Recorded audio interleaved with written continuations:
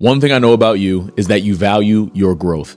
And that's why I'm so thankful that you're here for the Dream Lifestyle podcast, because our mission is to help you become the leader that your dream requires. Today's episode is going to be a little bit different because we are in the process of preparing for the Dreamer Symposium, which is our 2-day leadership conference here at Craft Your Dream. But I wanted this episode to really give you a sneak peek, an inside view as to just the conversations that we have during this amazing experience. And what you're about to listen to is the closing masterclass that I gave, where I really shared my personal story surrounding just what helped me discover purpose, what really helped me walk in purpose, and really what helps drive me even to this day with everything that we're doing at Craft Your Dream, and just why I'm so passionate about helping individuals like you.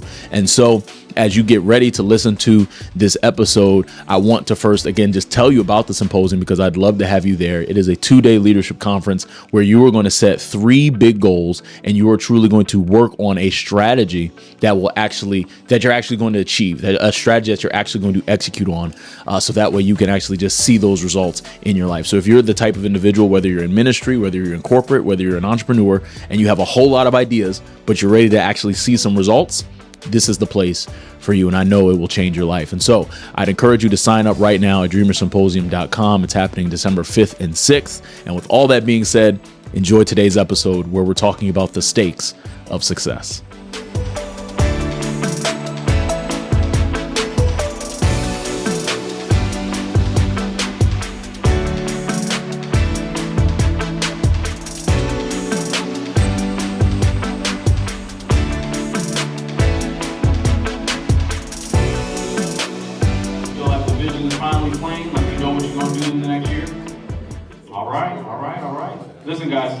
I'm going to have this last closing masterclass where I want to challenge you.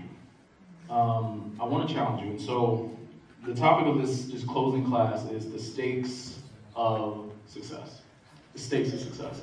And I want to start with just telling you guys kind of my background, my story a little bit. I used to play basketball. I did at a very high level, played it all my life. I've reached levels of success of 1% of 1% basically, from playing college to ultimately having opportunities to play overseas and things of that nature. And it was my dream. That was my dream, my goal. Every decision I made was for that. And I reached a point in life where graduating from college, fighting for opportunities, where it seemed as if nothing was working.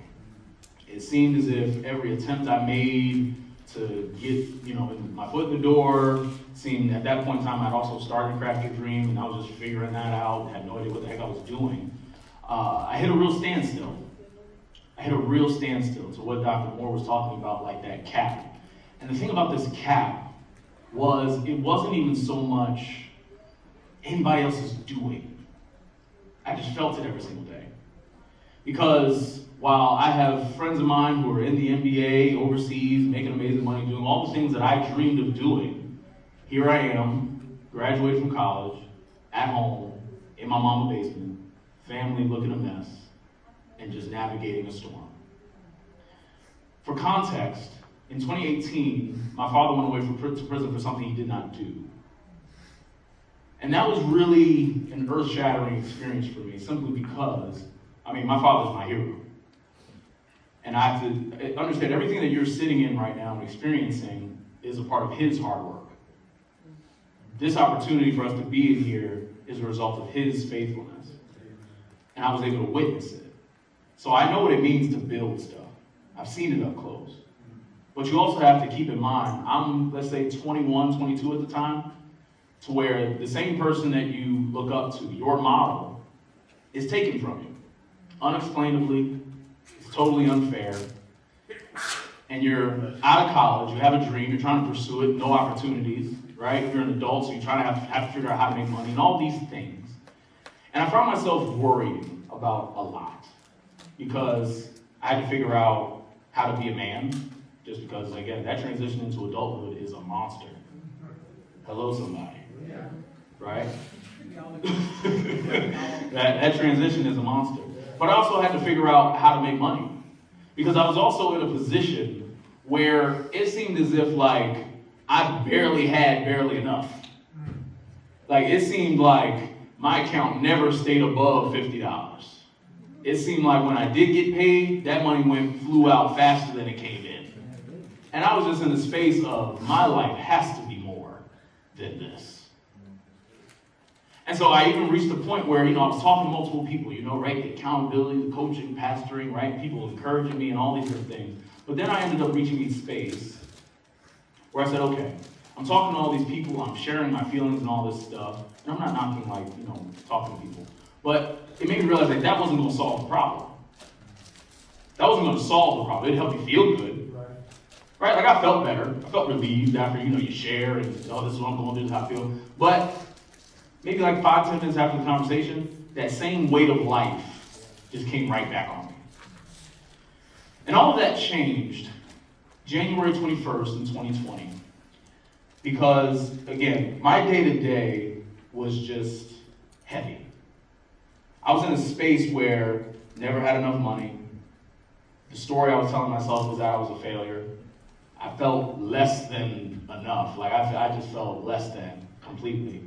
And I was just fighting this silent fight that, also in the midst of a church who is looking to me, my family, as signs of strength because they're navigating, they lost their pastor too.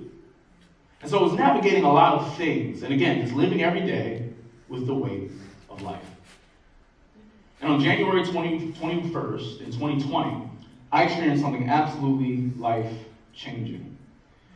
I was working out, so for a little bit of context, I worked out a lot during my basketball days until I retired, but I was working out late at night. I was driving home, and usually that drive home is a real emotional roller coaster for me because I love playing basketball. So after the workout, I'm high. I'm riding high. I feel good, got done what I need to get done. But the more I drove, the less and less I started to feel because I started thinking about, I made, 1,000 shots, but I literally can't put a full tank of gas in my car. Like, okay, I can do a whole bunch of cool stuff on the court, but literally, I have a business that isn't making any money, and I really don't know what to do, and, the weight of life. And so what ended up happening was, while I was driving on my way home, just thinking about all these things, again, just a total emotional transition, I was going through a green light when out of nowhere, a pair of headlights come dashing out on the left of me and hit me. So much so to the point where the car turns and ultimately flips. And I'm upside down for about 10 seconds. And while I'm in that process, keep in mind, I never went unconscious. I was eyes wide open, just holding on for everything I had for that entire time. And what ended up happening was a bad situation immediately just got worse. Because one thing, just again, I gotta give you context, you understand this. My car had just been paid off. My car was basically my lifeline to everything. That's how I got to workouts. That's how I made money. That's how I was able to get to this place to get money. This was everything. Everything else was destruction around me. I could at least look at my car and say, that's something I can at least be proud of. And then, just like that, here I am hanging upside down. And so, while I'm in that position, first off, I'm kind of worried. The first thing I did was look at my toes because I want to be able to still walk. Once I realized I can't wiggle my toes, all right, great. Now I have to think about how am I going to get down. So basically realizing there's not many options, I had to unbuckle the seatbelt and basically put my hands out fast, praying that I don't get cut by the glass because airbags are deployed, glass everywhere, it's a mess. And I get out of the car and I just flip out. And I mean one of them flip outs, Training Day Denzel, I just went off. Just because, especially looking back at it in hindsight, I had so much anger. I had so much frustration just over my life. And I was holding it down, you know what I mean? Just looking strong and showing up for others and things of that nature, but inside I was totally broken. But literally getting out of that car made me realize I am furious about my life. And I just went off. And then to make matters worse, I hear two little girls scream, and I look over and I realize it's two young ladies that hit me. So now I'm the only adult on the scene. And so it's like, I can't be 20-something years old going off on kids. So I hold it down again. And one of the things that journey in this entire experience really showed me, it put me on a path to really figure out what my purpose was. And so for context, I want to show you guys, this was my car. This was my car. This is what I got out of. And then again, I'm not saying this to, be morbid. I'm not saying this to, trigger shit or nothing like that. But I'm showing you this because this is what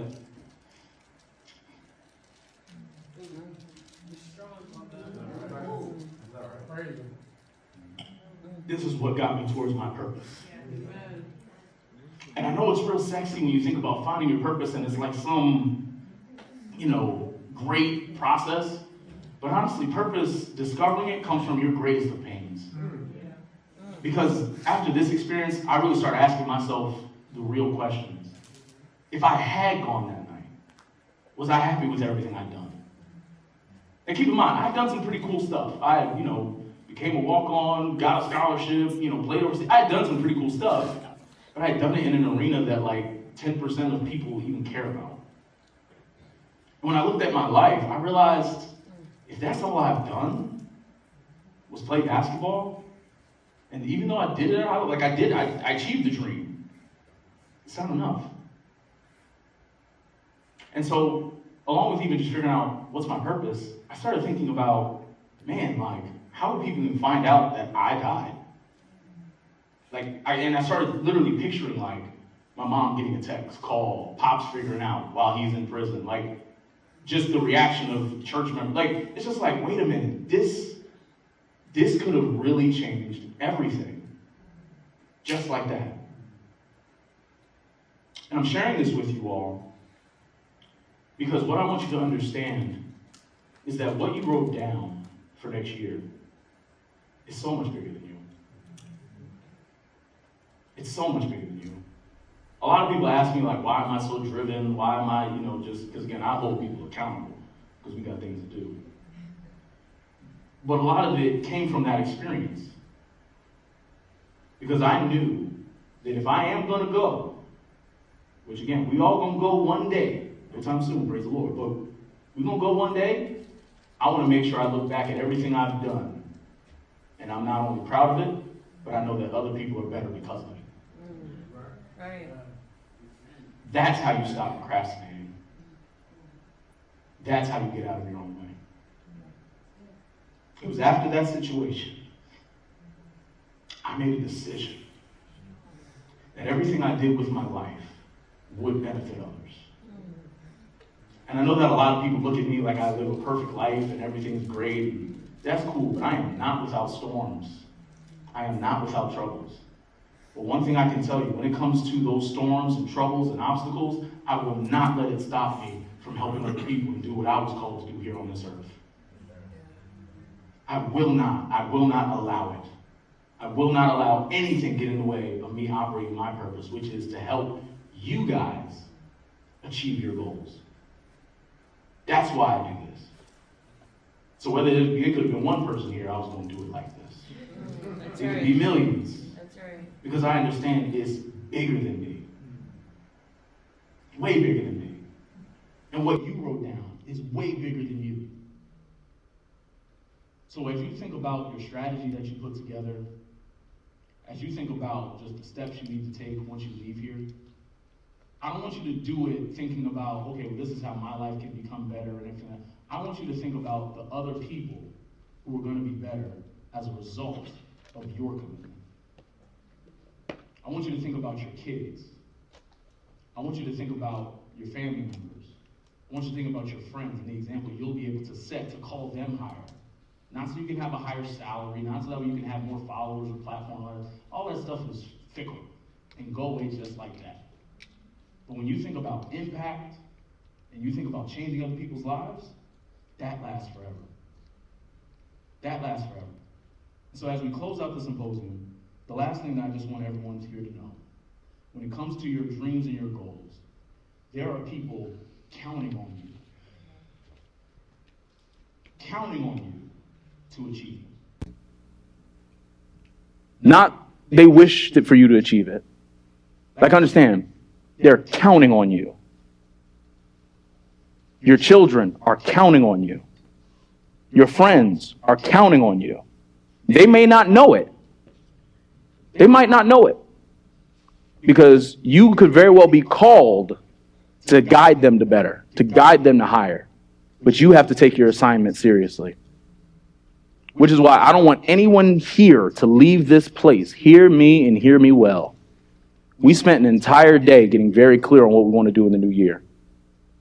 So do not be tricked or bamboozled into thinking that some foolishness is not going to happen as soon as you all leave here. I'm being real. Somebody's car light's going to come on and it's going to always, you better not flip out. You better figure that thing out. Because there's somebody counting on you to figure it out. Not because you can just show people how smart you are, how strategic you are, and how well you work. No. Somebody's life is dependent on you honoring your commitment to yourself. So, I leave you all with that message simply because I want you to realize setting goals is one of the most holy things you can do. Getting clear on what you want to do with your giftings, with your callings and your leadings is one of the best ways you can honor God. Because you're saying, God, I honor you enough to be intentional with what you've given me. Because I understand why you put me here. And so take this serious. Now, again, I told you my story. I don't want nobody leaving out here sad. I'm happy as all can be. But I'm just using my story just to paint the picture of how quick something can happen. And I don't want anyone here to have something happen to you and then you just wondering, what if? What if I had just disciplined myself? What if I had just gotten out of my own way? What if I had just done fill in the blank? Don't live your life that way. Live your life, foot on the gas, doing whatever you need to do to achieve and operate in your purpose. Because that's what matters. You all with me? Is that tracking? So with that being said, we are done with the symposium. We've done it. We've done it.